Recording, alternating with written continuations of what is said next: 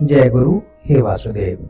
एक संदर्भ में गीता जी की महिमा बताते हुए महाअवतार बाबा जी शिष्यों से कहते हैं, गीता पढ़ोगे नहीं तो जानोगे कैसे। गीता जरूर पढ़ना चाहिए, मनन करना चाहिए।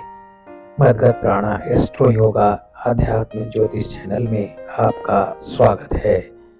हम आपके लिए श्रीमद् भागवत गीता ज्योतिष और योग पर प्रसंग लाते हैं।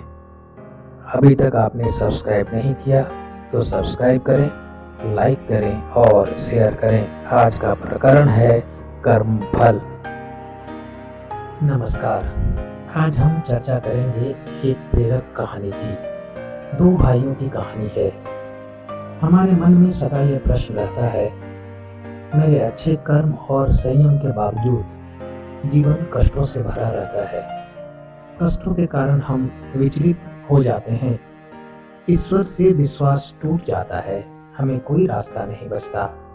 अंततः स्थिति आत्महत्या तक भी पहुंच जाती है। इस कहानी में भी ऐसी ही परिस्थिति आती है। जब बड़ा भाई अपना जीवन समाप्त करना चाहता है तो ईश्वर का हस्तक्षेप होता है। आइए पूरी कहानी सुनते हैं। सुदास और हीरादास दो भाइयों की कहानी है। सुदास सदाचारी और सद्गुणों से भरा था। इसके विपरीत हीरादास प्रत्येक प्रकार के कुकर्मों से युक्त था।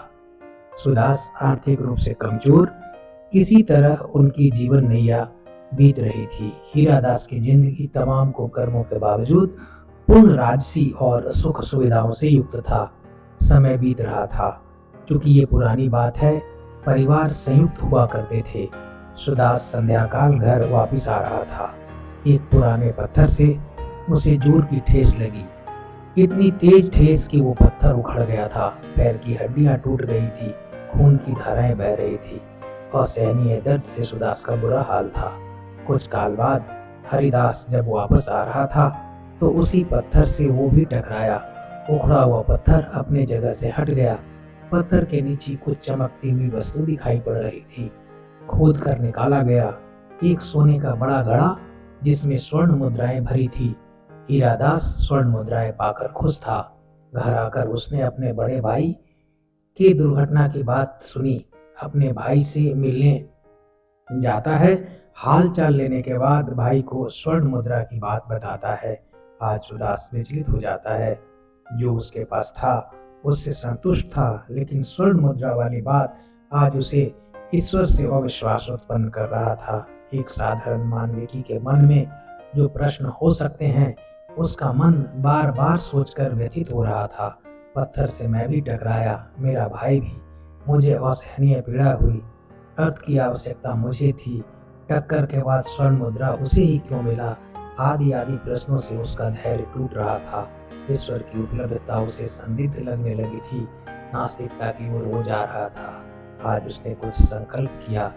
घर में के स्थित मंदिर में बैठ उसने आखिरी बार ईश्वर से पूछा, ईश्वर मेरे साथ ही ऐसा क्यों? वह मौन हो गया। अब एक ही संकल्प था, प्रश्नों का उत्तर या जीवन की समाप्ति। जब आप भीष्म प्रतिज्ञा लेते हैं तो ईश्वर भी घबराते हैं। ईश्वर जरूर आते हैं। अंततः ईश्वर को आना पड़ा। विप्र वेश में सुदास के पास उपस्थित होकर सुदास के सर पर हाथ रखकर कहते हैं, उठो सुदास, जीवन समाप्त करना किसी भी परिस्थिति में उचित नहीं है। अपना जिद त्यागो। सुदास कहता है, मैंने संकल्प ले लिया है। प्रश्न का उत्तर ही मेरे जीवन को बचा सकता है। वे प्रवेशद्वार ईश्वर पूछते हैं, तुम्हारा प्रश्न क्या है? मैंने ईश्वर से पूछ लिया है। यदि आप ईश्वर हैं तो आपको इसका भान अवश्य ही होना चाहिए। ईश्वर ने कहा, मैं तुम्हारे प्रश्नों का पूर्ण उत्तर दूंगा। ईश्वर कभी अन्याय नहीं करते। जिस काल तुम्हें ठेस लगी, वो ठेस तुम्हारे मृत्यु का कारण बनने वाला था।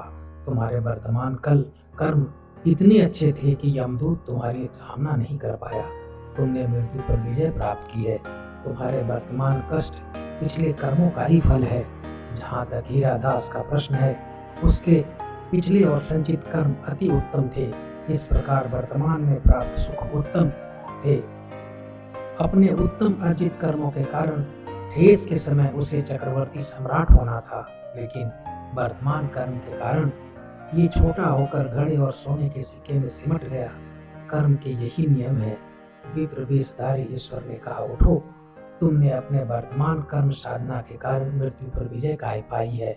सात्विक कर्म की महत्ता गीता में बार बार कही गई है। कर्म के बारे में भगवान श्री कृष्ण ने कहा है, कर्मण्येवाधिकारस्ते मा फलेषु कदाचन माँ कर्म फल हेतु भूर्मा ते संगो अस्तु कर्माणि। गीता के अनुसार जो कर्म निष्काम भाव से ईश्वर के लिए किए जाते हैं वे बंधन नहीं उत्पन्न करते, वे मोक्ष रूप परम पद की प्राप्ति में सहायक होते हैं। इस प्रकार कर्मफल तथा आसक्ति से रहित होकर ईश्वर के लिए कर्म करना वास्तविक रूप से कर्मयोग है और इसका अनुसरण करने से मनुष्य को अभ्युदय तथा निह श्रेयस की प्राप्ति होती है। प्रकरण आपको पसंद आ रहा है? कृपया चैनल को लाइक करें, सब्सक्राइब करें और शेयर करें। आज के लिए बस इतना ही।